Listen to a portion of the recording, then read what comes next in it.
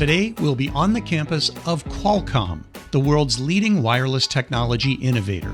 Let's meet one of the employees who are playing a role in the digital transformation of industries everywhere, enabling an intelligently connected world. I'm Olivia and I'm a manufacturing engineer at Qualcomm in the Engineering Development Center. I love working in a manufacturing environment because every day is different. When I come into work, I have no idea what I'm going to get called down to the floor to problem solve. Essentially, that's what I do, is problem solve. I work with mechanical designers to establish a build and then train a team of assemblers on how to build it. And if anything goes wrong during that process, they call me down, I diagnose the problem, and then try to get it back and up and running as quickly and effectively as possible. One of the biggest challenges in my role would be doing research and keeping current on some industry problems that I might not have seen yet.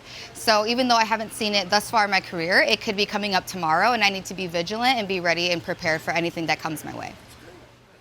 I never let the statistics of being a woman or being from an underrepresented group discourage me at all from pursuing my dreams. And if anything, it motivated me to want to work against that statistic and be an advocate to inspire other young women to work in STEM as well. I went to Bradley University, where I got my degree in industrial engineering, and I minored in business management and leadership. If I were hiring a new employee to my department, I would look for passion, communication, and responsibility. If you're not passionate about the work that you're doing, the quality of your work may begin to slip.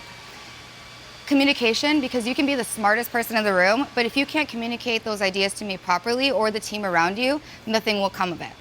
And thirdly, responsibility, because as a responsible employee, you will take accountability for not only the work that you're putting in, but also for the company. And if you are unsure about something, you'll take that as a learning opportunity and raise your hand and ask for help, rather than letting the quality of the work suffering by trying to get it done on your own.